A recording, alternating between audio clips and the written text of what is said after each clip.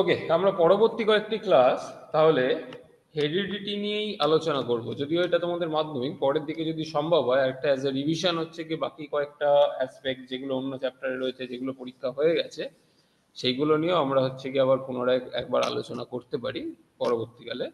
But এখন আমরা আজকে হচ্ছে কি এখন পরবর্তী কয়েকটি ক্লাসে আমরা হেরিডিটি বা বংশগতি এই বিষয়টাকে নিয়ে আলোচনা করতে চলেছি। তো নামটা থেকেই যদি একটু সন্ধি বিচ্ছেদ করে নাও, একটা হচ্ছে গিয়ে বংশ কথাটা রয়েছে, যেটা যেন একটা জেনারেশনের পর জেনারেশন, সেটাকে আমরা সাধারণত বাংলায় বংশ বলে থাকি, বংশ পরম্পরায় চলছে কোনো একটা জিনিস। আরেকটা হচ্ছে কি গতি, সিম্পল। তাহলে সেখানে একটা জেনারেশন থেকে আরেকটা প্রজন্ম, মানে একটা প্রজন্ম, জেনারেশন না, একটা প্রজন্ম থেকে আরেকটা প্রজন্মের মধ্যে যে তথ্যগুলো বা যে ইনফরমেশনটা সঞ্চারিত হচ্ছে, সেই সহজ জিনিসটাই হচ্ছে গিয়ে, যদিও খুবই জটিল একটা প্রসেস, আমাদের একদম পৃথিবীর সৃষ্টির সময় থেকে একটার পর একটা চলতে থেকেছে, সেখানে কিছু নতুনত্ব এসেছে, সেই নতুন জিনিসটা থাকার ফলে আবার আমরা আস্তে আস্তে একটা প্রজাতি থেকে আর একটা অন্য প্রজাতির সৃষ্টি হয়েছে। আলটিমেটলি আমরা মানুষের একটা হিসাবে একটা প্রজাতির সৃষ্টি হয়েছে পৃথিবীতে। তো সেই বংশগতির ক্যারেক্টারিস্টিক্স গুলো যখন আলোচনা করা হবে, তখন সব থেকে প্রধান যার ভূমিকা রয়েছে এই গবেষণা বা এই ধরনের ঘটনাটাকে ব্যাখ্যা করার জন্য, এবং তার যত গবেষণা সবটা এই জিনিসটাকে ব্যাখ্যা করে যে কিভাবে একটা জেনারেশন থেকে, একটা প্রজন্ম থেকে পরবর্তী প্রজন্মে তথ্য বা বিভিন্ন ধরনের ইনফরমেশনই বলছি আমি আপাতত বুঝতে সুবিধার জন্য, সেটা সঞ্চারিত হচ্ছে, ট্রান্সফার হচ্ছে, simple. The great scientist name is Gregor Johannes Mendel. ছবিতে তোমরা দেখতে পাচ্ছ, তোমরা তোমাদের বইতেও এই ছবিটা দেখতে পাবে, এনার কথা অনেকবার হয়তো বিভিন্ন ক্ষেত্রে পড়বে। কেন এই বংশগতি নিয়ে আলোচনা করছি, তোমরা হচ্ছে গিয়ে যদি বিভিন্ন সময় হয়তো কোনো একটা বাচ্চা, বা তোমাদেরও অনেক সময় দেখবে যখন কারোর বাড়িতে যাচ্ছ, বা বিভিন্ন সময় কম্পেয়ার করা হয় যে একে অনেকটা ওর মতো দেখতে, একে অনেকটাই বাবার মতো দেখতে বা মায়ের মতো দেখতে, বা নাকটা হচ্ছে গিয়ে এনার মতো হয়েছে। তো এই ধরনের যে তথ্যগুলো কেন, তার কারণ ডেফিনেটলি হচ্ছে গিয়ে দাদু ঠাকুমা বা বাবা মায়ের থেকে আমরা সবসময় কিছু না কিছু ক্যারেক্টার বা বৈশিষ্ট্য হচ্ছে গিয়ে আমাদের দেহে পরবর্তী প্রজন্মে হচ্ছে গিয়ে সঞ্চারিত হয়। সেই ঘটনাটাকেই হচ্ছে গিয়ে গ্রেগর জোহান্স মেন্ডেল, ফাউন্ডার বলা হয় অফ মডার্ন সায়েন্স অফ জেনেটিক্সের ফাদার বলা হয়, modern science of father, founder of modern science of জেনেটিক্সের। ইনি প্রথম হচ্ছে গিয়ে, ইনি বেসিক্যালি একজন ধর্মযাজক ছিলেন, খুবই ইন্টারেস্টিং। এবং সে কারণে তুমি ড্রেসটাও হয়তো ছবিতে দেখতে পাচ্ছ অনেকটা ধর্মযাজকের মতো। এবং উনি প্রথম হচ্ছে কি জীবের চারিত্রিক বৈশিষ্ট্যগুলো এবং তার সাথে বংশগতির যে বৈশিষ্ট্যগুলো একটা থেকে আরেকটা পরবর্তী প্রজন্মে সঞ্চারিত হচ্ছে, এটা প্রথম উনি ব্যাখ্যা করেছিলেন। কিভাবে ব্যাখ্যা করেছিলেন? খুব সহজভাবে উনি কিছু মটর গাছের ওপরে কিছু পরীক্ষা নিরীক্ষা করেছিলেন। কেন উনি মটর গাছ চুজ করেছিলেন? মটর গাছের সুবিধাটা হচ্ছে, মটর গাছ খুব দ্রুত পরিণত হয়, মানে বীজ থেকে গাছ হয়। এবং সেইখানে, হ্যাঁ, অন্য ছোলা গাছের ওপরেও করতে পারতেন, কিন্তু ওই ধরনের গাছে, কিন্তু এটা করার উদ্দেশ্যটা হচ্ছে গিয়ে ছিল, একটা যদি আম গাছ বা জাম গাছের ওপরে করতেন বা কোনো একটা প্রাণীর ওপরে করার চেষ্টা করতেন, তাহলে অনেকগুলো অন্য ফ্যাক্টর বা অন্য সমস্যা গবেষণায় ওনার আসতে পারতো। কারণ তাদেরকে কন্ট্রোল করা, একটা কন্ট্রোল এনভায়রনমেন্টের মধ্যে রেখে, একটা নিয়ন্ত্রিত পরিবেশের মধ্যে রেখে গাছগুলোকে বড় করা, যাতে বাইরের থেকে পরিবেশের অন্যান্য ফ্যাক্টর, একটা মৌমাছি এসে বসে পড়লো, একটা প্রজাপতি এসে বসে পড়লো, বা উম, একটা প্রাণী হলে তার জীবনকাল সাধারণত অনেকটা লম্বা হয়, আয়ু। তাহলে উনি হয়তো যতগুলো জেনারেশন বা যতগুলো প্রজন্ম দেখতে চাইছেন, অতগুলো প্রজন্ম ওনার বয়স হয়ে যেত, এবং বয়স হয়ে গিয়েছিল, মানে উনি থ্রু আউট লাইফ হচ্ছে কি এই ধরনের গবেষণা করেছিলেন। কিন্তু যদি একটা প্রাণী হতো, হয়তো উনি ওনার জীবনকালে বা জীবদ্দশায় যবে থেকে উনি ভেবেছেন যে এই ধরনের একটা কাজ করা উচিত এবং এটাকে ডিসকভার করা উচিত পরীক্ষা নিরীক্ষার মাধ্যমে, তারপর থেকে যদি উনি এরকম এমন একটা প্রাণী নিলেন যার হয়তো 3টে জেনারেশনই উনি দেখতে পারলেন, কি 4টে প্রজন্মকেই শুধু দেখতে পারলেন।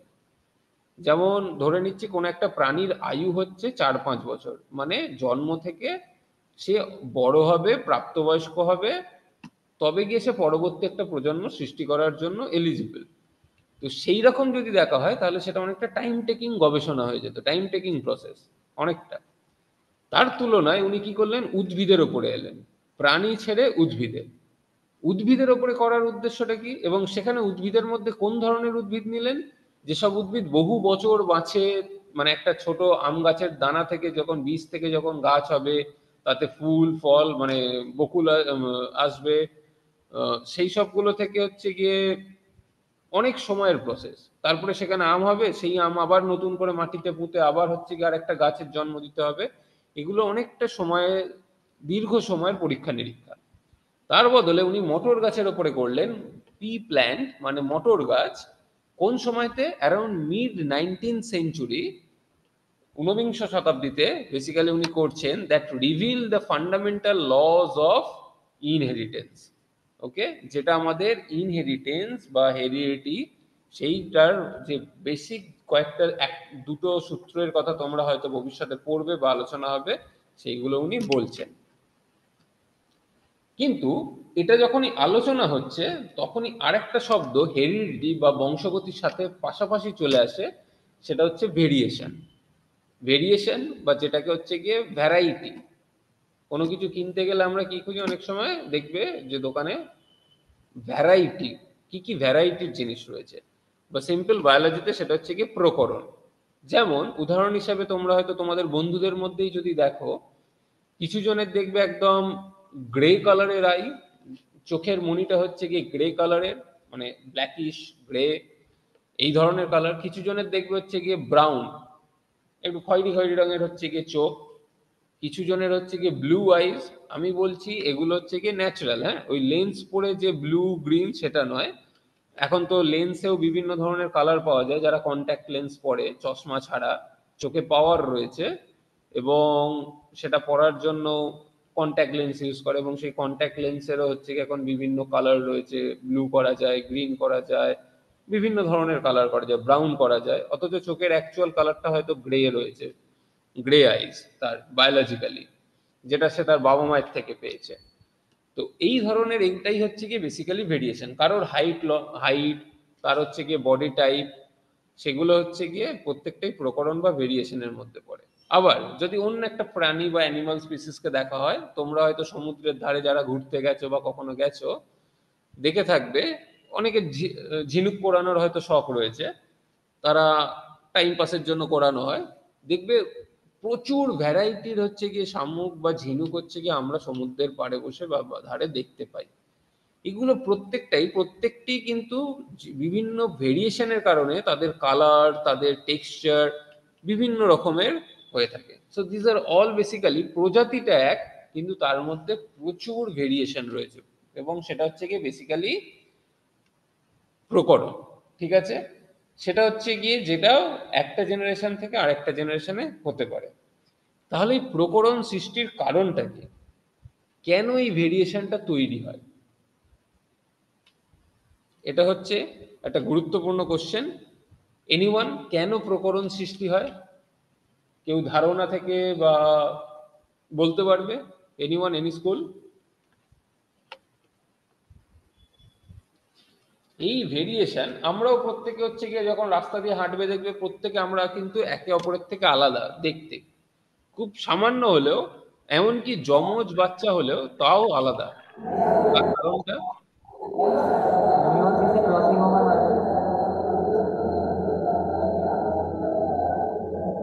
কেউ একজন কিছু বলার চেষ্টা করছে, খুব সম্ভবত শিবপুর মোস্ট প্রবাবলি, কিন্তু শুনতে পাওয়া যাচ্ছে না কিছু, শুধু নয়েজ আসছে।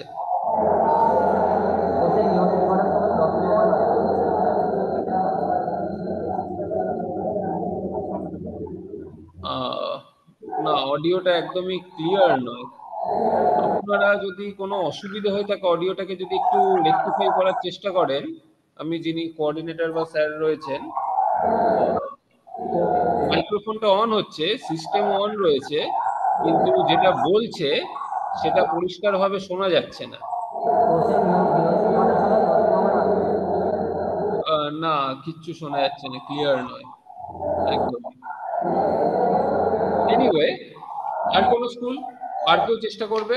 একটুখানি আমি যে স্কুল ট্রাই করলো তাদেরকে রিকোয়েস্ট করবো একটু আপনাদের মাইক্রোফোনটাকে একটু চেক করে নেওয়ার জন্য, ঠিক আছে? মাইকটাকে, কোন একটা প্রবলেম হচ্ছে খুব সম্ভবত মাইকে। You can mute yourself, mute করে দিতে পারো।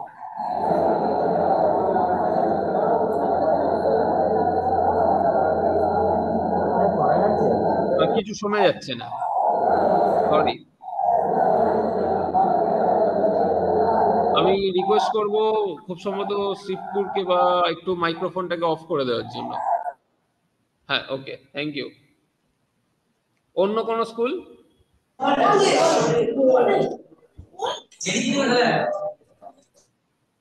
হ্যাঁ, বলো। আচ্ছা, এনিওয়ে, আরেকজন বোধহয় চেষ্টা করছিল। No issue. প্রকরণ সৃষ্টির প্রধান কারণ হচ্ছে গিয়ে মিউটেশন। মিউটেশন কি? আমাদের, তোমরা হয়তো পড়েছো, কোষ বিভাজন পড়ানোর সময় তো আলোচনা হয়েছে, আমরা ডিএনএ বা ক্রোমোজোমের কথা আলোচনা করেছি। সেই ডিএনএ এর যদি গঠনে, স্ট্রাকচারে, তার যে সিকোয়েন্সটা থাকে, সেখানে যদি কোনো প্রকারের পরিবর্তন হয়, তাহলে কি হয়? সেই পরিবর্তনের ফলে ডিএনএ থেকে তোমরা জানো আমাদের কি তৈরি হয়, এমআরএনএ তৈরি হয়, মেসেঞ্জার আরএনএ। সেই মেসেঞ্জার আরএনএ থেকে কি হয়, শরীরের মধ্যে আমাদের প্রোটিন তৈরি হয়, বিভিন্ন ধরনের প্রোটিন। ট্রান্সক্রিপশন পদ্ধতিতে ডিএনএ থেকে এমআরএনএ তৈরি হলো, এবং এমআরএনএ থেকে ট্রান্সলেশন পদ্ধতিতে প্রোটিন তৈরি হয়। সেই প্রোটিনটা বিভিন্ন ধরনের হরমোন, উৎসেচক, আরো বিভিন্ন কার্যকরী প্রোটিনও হতে পারে, যেটা কোনো কিছু ফাংশনের সাথে জড়িত, বা কোনো গঠনগত প্রোটিনও হতে পারে, যেটা আমাদের শরীরের গঠনে সাহায্য করবে, যেটা স্ট্রাকচারাল প্রোটিনও হতে পারে। তো এই যে প্রোটিনগুলো যদি যখন কোনো একটা মিউটেশন হয়, তখন এই প্রসেসটা আলটিমেটলি প্রোটিন তৈরি করার, এটা হচ্ছে কি অন্য হয়ে যায়। এবং তার ফলে কি হয়, একটা যেটা আমার চোখের গ্রে মনিটা তৈরি করার জন্য, চোখটা তৈরি করার জন্য যে উপাদানগুলোর দরকার পড়ছিল, সেই উপাদানগুলোই সামান্য পরিবর্তনের সৃষ্টি, পরিবর্তনের ফলে তার রেজাল্টটা অন্য বেরোলো। সেটা হয়তো একটা ব্রাউন আই হলো, বা ব্রাউন আই করার মতো যে প্রোটিনটা দরকার সেই প্রোটিনটা তৈরি হচ্ছে, কারণ কোনো একটা ডিএনএ বা তাদের ওই পার্টিকুলার জিনটার মধ্যে কোনো একটা পরিবর্তন ঘটেছে গঠনে, ঠিক আছে? তাহলে সেটা কি? ফার্স্ট হচ্ছে কি মিউটেশন, যেটা বলছি প্রকরণ সৃষ্টির প্রধান কারণ হচ্ছে কি জিন মিউটেশন। এই জিন মিউটেশনটা বেসিক্যালি কি, একটা হচ্ছে কি এটা একটা স্থায়ী পরিবর্তন, এটা একটা স্থায়ী পরিবর্তন। একটা জেনারেশনে যদি কোনো কারণে কোনো একটা জিনের মধ্যে কোনো একটা মিউটেশন হয়ে গিয়ে থাকে, এবং সেটা যদি তার ওই প্রজন্মের কয়েকটি পরবর্তী সেল সাইকেল বা কোষ চক্র এবং বিভাজনের ফলে যে নতুন কোষগুলো তৈরি হচ্ছে, সেখানে যদি সেই পরিবর্তনটা চলতে থাকে, এবং শরীর, উদ্ভিদ হোক বা প্রাণীর বা যে কোনো প্রাণীর, সেই পরিবর্তন বা মিউটেশনটাকে রেকটিফাই, ঠিক করতে পারলো না, তাহলে কি হয়, সেই পরিবর্তনটা তার দেহ রইল, এবং পরবর্তী প্রজন্মতেও সেই পরিবর্তনটা সঞ্চারিত হতে পারে, ঠিক আছে? যেটা কি করে, যার কারণে জীবদেহের চারিত্রিক বৈশিষ্ট্যগুলিতে কিছু পরিবর্তন দেখা যায়। সেটা হচ্ছে গিয়ে তাদের গঠনগত, কার্যগত বিভিন্ন বৈশিষ্ট্যের মধ্যে পরিবর্তন দেখতে পাওয়া যায়। জিন মিউটেশনটা কি? এটা কি আমি নিজে নিজে করতে পারি?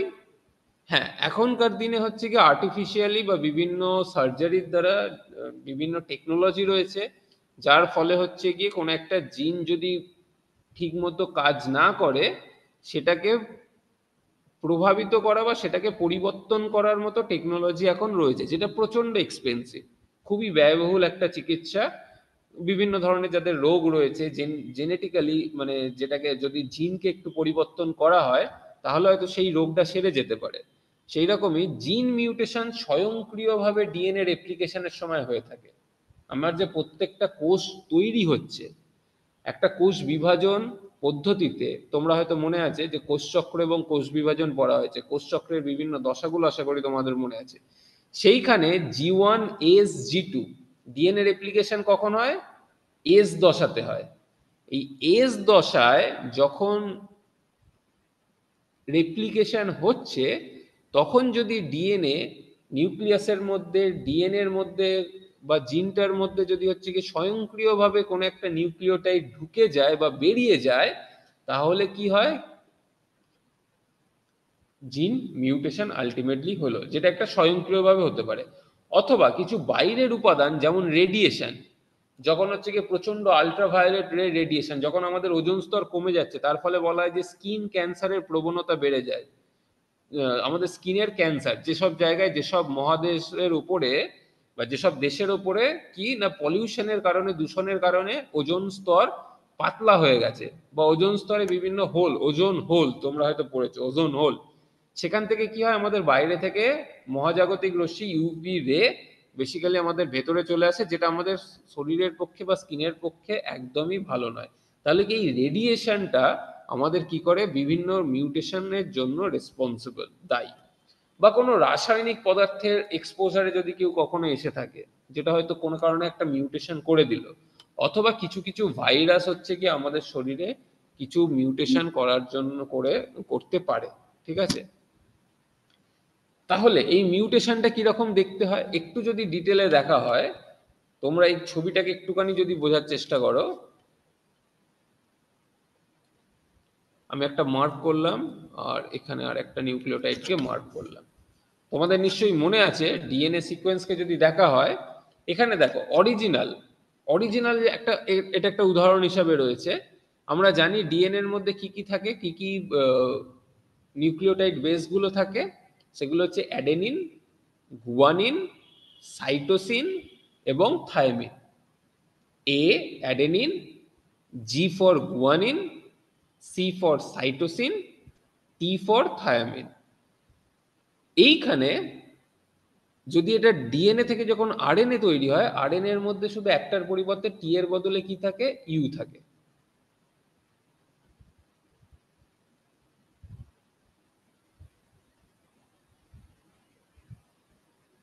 ওকে, এখানে দেখো একটা উদাহরণ দেখানো হয়েছে অরিজিনাল সিকোয়েন্সে। ডিএনএর যখন রেপ্লিকেশন চলছে, কোনোভাবে যখন একটা পুরনো স্ট্র্যান্ড থেকে নতুন যে একটা তন্ত্র তৈরি হচ্ছে, ডিএনএ কি ডবল স্ট্র্যান্ডের দ্বিতন্ত্রী একটা স্ট্রাকচার, সেই দ্বিতন্ত্রীর দুটো স্ট্র্যান্ড থেকে কি হয়, আগের দিনের ক্লাসে দেখানো হয়েছিল ডিএনএ রেপ্লিকেশনটাতে, যখন নতুন স্ট্র্যান্ড তৈরি হয় তখন সেখানে এক একটা করে বেস এসে জুড়তে থাকে। এই বেস সাবস্টিটিউশন হচ্ছে কি একটা মিউটেশনের পদ্ধতি, এক ধরনের মিউটেশন, যেখানে কি থায়ামিনের বদলে সি চলে এসেছে, সাইটোসিন চলে এসেছে। এই সাইটোসিনটা চলে আসার পরে যদি ডিএনএ এটাকে রেকটিফাই না করতে পারে, নিজে থেকে যদি আবার এটাকে কারেক্ট করে এডিট না করতে পারে, তাহলে এই সাইটোসিনটাই হচ্ছে গিয়ে প্রত্যেকটা পরবর্তী যতগুলো কোষ বিভাজন হবে বা সেই কোষটার মধ্যে কিন্তু একটা পার্মানেন্ট চেঞ্জ হিসাবে রয়ে গেল সেই জিএনটার মধ্যে বা সেই ডিএনএটার মধ্যে। এটা হচ্ছে বেস সাবস্টিটিউশন। আরেকটা কি হয়, আরেকটা হয় হচ্ছে গিয়ে বেস অ্যাডিশন। এখানে দেখো যে সিকোয়েন্সটা ছিল টি এ এ সি, তারপরটা কি ছিল জি সি এ, জি সি এ রয়েছে, কিন্তু অরিজিনাল যে সিকোয়েন্সটা টি ছিল, এই সি আর টি 5 নম্বরে দেখো 1 2 3 4 5 সি আর টি এর মধ্যে আরেকটা সাইটোসিন ঢুকে পড়েছে, দিয়ে পুরো জিনিসটাকে একটু লম্বা করে দিয়েছে। অ্যাকচুয়ালি আমার যেটা প্যারেন্ট সিকোয়েন্স ছিল সেখানে কি ছিল, প্রথমটা দেখো টি এ এ সি, নিচেরটাতেও দেখো টি এ এ সি রয়েছে। তারপরে কি হওয়া উচিত ছিল, টি জি সি এ। দেখো এখানে একটা সি ঢুকে পড়লো, তার ফলে টি জি, থায়ামিন, গুয়ানিন, সাইটোসিন, অ্যাডেনিন, টি জি সি এ জি জি টি, ওটা বাকিটা সেম রইলো। এইটাকে বলা হয় বেস অ্যাডিশন পদ্ধতিতে ফ্রেম শিফট মিউটেশন। ফ্রেমটা কি হয়েছে, শিফট হয়ে গেছে, একটা জায়গা থেকে আরেকজন জুড়ে যাওয়ার ফলে মাঝখানে শিফট হয়ে গেল, ঠিক আছে? কিন্তু এটার কিন্তু কোনো দরকার, তার ফলে এই ডিএনএটা যেটা একটা পার্টিকুলার কাজের জন্য রেসপন্সিবল ছিল, এখন কিন্তু ডিএনএ সিকোয়েন্সটা কিন্তু অন্য হয়ে গেল বেস অ্যাডিশনের ফলে, বা কোনো একটা বেস পরিবর্তন হয়ে যাওয়ার ফলেও কিন্তু সিকোয়েন্সটা আলাদা হয়ে গেল। আরেকটা কি হয়, শুধু কি অ্যাড হবে বা সাবস্টিটিউট হবে? না, এছাড়া কি হতে পারে, ডিলিটও হয়ে যেতে পারে। ডিলিট, ডিলিট মানে একটা বেস অ্যাড হতে ভুল করেছে, মানে TAAC এর পরে থায়ামিন আসা উচিত ছিল, কিন্তু কোনো কারণে সেই থায়ামিনটা এসে জোড়েনি। তার ফলে কি আবার পরবর্তী যেগুলো রয়েছে GCAGGT, সেগুলো কিন্তু পরবর্তীতে এসে জুড়ে গেছে। তাহলে কি হলো, অরিজিনাল সিকোয়েন্স যতটা লম্বা ছিল, অরিজিনাল সিকোয়েন্স যতটা লম্বা ছিল, কতগুলো ছিল, 1 2 3 4 5 6 7 8 9 10 11। ডিলিশনে কতগুলো হলো, 1 2 3 4 5 6 7 8 9 10। 11টা থেকে 10টা নিউক্লিওটাইড হয়ে গেল এখানে। কারণ একটা নিউক্লিওটাইড জুড়েইনি যখন ও নতুন স্ট্র্যান্ডটা তৈরি হচ্ছিল, বা কোনো একটা বাইরের পদার্থ দ্বারাও হতে পারে। তাহলে এটাকে কি বলা হয়, বেস ডিলিশন মিউটেশন। এইগুলো হচ্ছে প্রাথমিক কিছু মিউটেশনের পদ্ধতি তোমাদেরকে বোঝানো হলো। তোমাদের বইতে হয়তো এই এতটা ডিটেলে হয়তো মিউটেশন, জাস্ট মিউটেশন হয়তো নামটা তোমরা হয়তো শুনবে বা পড়ে থাকবে, একটুখানি এই জিনিসগুলো জাস্ট কনসেপ্টের জন্য, ধারণার জন্য তোমাদেরকে কিছুটা দেখানো হলো। এই বেস অ্যাডিশন এবং বেস ডিলিশন দুটোকেই বড়ভাবে ব্রডলি বলা হয় ফ্রেম শিফট মিউটেশন। আইদার শিফটটা হচ্ছে গিয়ে একদিকে হতে পারে কিছু জুড়ে যাওয়ার ফলে, অথবা শিফটে ফ্রেমটা শিফট হতে পারে কোনো কিছু মাঝখান থেকে ডিলিট হয়ে যাওয়ার ফলেও হতে পারে।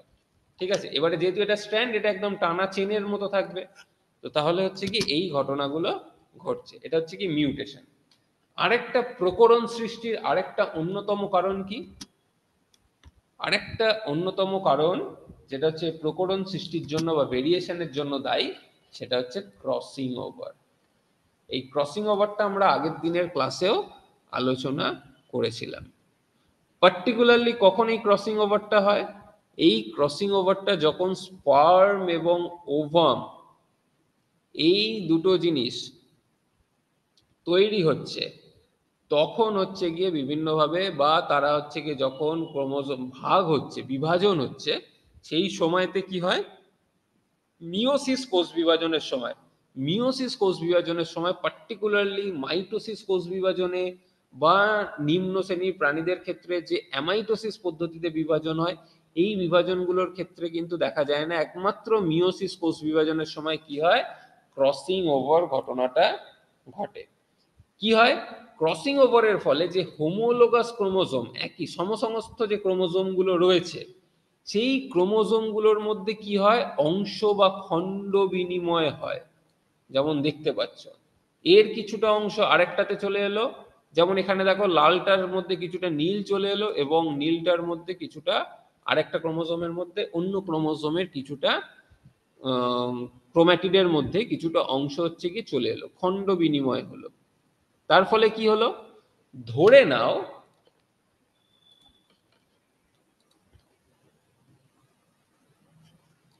ধরে নিচ্ছি কোনো একটা জিন ক্রোমোজোমের এই অংশটাতে উপস্থিত ছিল। ঠিক আছে, কোনো একটা জিন এইখানে উপস্থিত ছিল, সেই জিনটাই অন্য ক্রোমোজোমেরও ঠিক ওই লোকাসটাতেই উপস্থিত ছিল। লোকাস কি, যেখানে হচ্ছে গিয়ে পার্টিকুলারলি ক্রোমোজোমের যে অংশটাতে, যেখানে হচ্ছে গিয়ে দুটো হোমোলোগাস ক্রোমোজোম বা সমস্ত ক্রোমোজোমের মধ্যে দুটো বিপরীতধর্মী বৈশিষ্ট্য বহনকারী বা ওই ধরনের একটা দুটো ক্যারেক্টার হচ্ছে গিয়ে রয়েছে একই লোকাসে, ক্রোমোজোমের একই জায়গায়, সেখানে হচ্ছে কি সেটাকে বলা হচ্ছে অ্যালিল। ঠিক আছে, একে অপরের অ্যালিল। তো এইখানে ধরে নিচ্ছি দুটো বৈশিষ্ট্যের, দুটো একই বৈশিষ্ট্যের দুটো ক্রোমোজোমের মধ্যে একটা পার্টিকুলার জিন উপস্থিত ছিল। এবারে কি হলো, যেই খণ্ড বিনিময় হলো, সেখানে এইখানে তো রইল ওই ক্যারেক্টারটা, ওই অ্যালিলটা নতুনটাতে, কিন্তু অন্য ক্রোমোজোমটাতে আর একটা অ্যালিল চলে গেল, ওই জিনটা চলে গেল। কোথায় চলে গেল, পার্টিকুলার অন্য একটা, সেই জিনটা হচ্ছে কি হয়তো তোমাদের গ্রোথের জন্য দায়ী হতে পারে, গ্রোথ হরমোনের জিনটা হয়তো চলে গেল, একটা অন্য জিন চলে এলো, তার ফলে মানে গ্রোথেরই হয়তো অন্য ধরনের একটা ভেরিয়েশন তৈরি হলো। তো এই খণ্ড বিনিময় এটাকে বলা হয় পার্টিকুলারলি নন রিকম্বিনেন্ট, হচ্ছে কি ক্রোম্যাটিড কিছু রইলো আর কিছু ক্রোম্যাটিড যেগুলোর মধ্যে খণ্ড বিনিময় হলো সেটাকে বলা হয় রিকম্বিনেন্ট ক্রোম্যাটিড। ঠিক আছে, এই রিকম্বিনেন্ট ক্রোম্যাটিড গুলোই দিয়েছে। ওকে, তো এই জিনিসটাকে হচ্ছে গিয়ে বলা হচ্ছে রিকম্বিনেন্ট ক্রোম্যাটিড। রিকম্বিনেন্ট ক্রোম্যাটিড সেই কারণে তোমরা হয়তো একটা নাম শুনে থাকতে পারো, রিকম্বিনেন্ট ডিএনএ টেকনোলজি। তোমরা যারা যারা কিছু জন হয়তো সিনেমাতেও দেখবে, যেখানে হচ্ছে বলা হয়েছে কোনটা, ক্রিসে, পার্টিকুলারলি ক্রিস 3-তে ঋত্বিক রোশনের যে সিনেমাটা রয়েছে ক্রিস 3, সেখানে কি দেখানো হয়েছিল, সেখানেও কিন্তু দেখানো হয়েছে হচ্ছে রিকম্বিনেন্ট ডিএনএ টেকনোলজির মাধ্যমে বিভিন্ন ধরনের প্রাণী সৃষ্টি করছে। কখনো একটা এমন গিরগিটির ডিএনএর সাথে মানুষের ডিএনএ কে জুড়ে দিয়েছে, বা কখনো ব্যাঙের ডিএনএর সাথে মানুষের ডিএনএ, ওই ধরনের বিভিন্ন প্রাণী তৈরি হচ্ছে এরকম একটা দেখানো হয়েছিল ক্রিস্ট্রিতে। সেগুলো কি বেসিক্যালি হচ্ছে কি রিকম্বিনেন্ট ডিএনএ টেকনোলজি। এই ডিএনএ টেকনোলজিটা হচ্ছে কি এক্সপেন্সিভ, এখনো পর্যন্ত ব্যয়বহুল চিকিৎসা, কিন্তু যাদের ধরা যাক এই কোনো একটা ক্রোমোজোমের এই পার্টিকুলার লোকাসে, এই লোকেশনের যে জিনটা, সেটা হচ্ছে গিয়ে কাজ করছে না এবং সেটা খারাপ হয়ে যাওয়ার ফলে শরীরে বিভিন্ন ধরনের রোগ ব্যাধির সৃষ্টি হচ্ছে, এবং এটা বাইরে থেকে ওষুধের দ্বারা বা অপারেশন করেও এটা করাটা সম্ভব হচ্ছে না চিকিৎসা পদ্ধতিটা। তখন কি করা হয়, একটা সুস্থ স্বাভাবিক জিন যেটা হচ্ছে কি ওই কাজটা করতে পারবে, সেই রকম জিনকে তাদের ক্রোমোজোম বা তাদের ডিএনএ এর মধ্যে ঢুকিয়ে দেওয়া হয়। পার্টিকুলার ওই ডিএনএ যেখানে হচ্ছে গিয়ে জিনটা রয়েছে। আচ্ছা, ডিএনএ এবং জিনের পার্থক্যটা কি? বেসিক্যালি ডিএনএ হচ্ছে কি আমাদের ক্রোমোজোমের মধ্যে যে দ্বিতন্ত্রী স্ট্রাকচারটা রয়েছে, যেখানে হচ্ছে কি এটি জি সি এই যে সিকোয়েন্সটা রয়েছে দুদিকে বিভিন্ন ধরনের, এই দ্বিতন্ত্রী স্ট্রাকচারটা হচ্ছে কি ডিএনএ। ডিএনএ এর একটা পার্টিকুলার পোর্শন হচ্ছে কি কোনো একটা বার্তা বহনকারী, দ্যাট ইজ বেসিক্যালি জিন। ঠিক আছে, সেটা হয়তো একটা জিন, বিভিন্ন ধরনের এই জিন হতে পারে। ঠিক আছে, জিন হচ্ছে গিয়ে ডিএনএ এর একটা পোর্শন, ডিএনএ এর মধ্যে উপস্থিত, যেটা পার্টিকুলার একটা কাজের জন্য দায়ী, সেইটাকে হচ্ছে কি আমরা জিন বলছি সহজ কথা। তো সেই জিনটা কি করা হয়, বাইরে থেকে একটা পদ্ধতির মাধ্যমে এইখানকার জিনটাকে কেটে বাদ দিয়ে দেওয়া হয়, তার বদলে নতুন একটা জিনকে এখানে, যেটা সুস্থ স্বাভাবিক কাজ করতে পারে সেই ধরনের জিনকে এখানে মানে ক্রোমোজোমের মধ্যে বা ডিএনএ সিকোয়েন্সটার মধ্যে প্রবেশ করিয়ে দেওয়া হয়। তার ফলে কি হলো, পুরো জিনিসটা হচ্ছে গিয়ে তাহলে সে আবার সুস্থ স্বাভাবিক মতো তার জীবনটা আবার চলতে পারে। এইটাকে বলা হয় রিকম্বিনেন্ট ডিএনএ টেকনোলজি। রিকম্বিনেন্টের হচ্ছে কি, আশা করি তোমরা বেসিক জিনিসটা বুঝতে পেরেছো। আজকের মতো এই পর্যন্তই। নেক্সট দিন থেকে আমরা হচ্ছে গিয়ে বংশগতি এবং তার যে পরীক্ষা নিরীক্ষাগুলো মেন্ডেল করেছিলেন সেগুলো নিয়ে আলোচনা করব। আজকের মতো এই পর্যন্তই, ঠিক আছে। মেইনলি প্রকরণের দুটো কারণে হয়, একটা হচ্ছে ক্রসিং ওভার আর একটা হচ্ছে কি জিন মিউটেশন। ঠিক আছে, কারোর কোনো কোশ্চেন আছে? Any questions, any doubt? হয়তো একটু কমপ্লিকেটেড লাগতে পারে, তোমরা একটু বইটা থেকে পড়ো। যদি তোমাদের হচ্ছে কি নেক্সট দিনকে কোনো কোশ্চেন থাকে পার্টিকুলারলি মিউটেশন বা এই ক্রসিং ওভার পদ্ধতিটা সম্বন্ধে, তাহলে তোমরা হচ্ছে কি ফ্রিলি হচ্ছে কি নেক্সট দিনকে জিজ্ঞেস করতে পারো। ঠিক আছে, আজকের মতো এই পর্যন্তই। Thank you.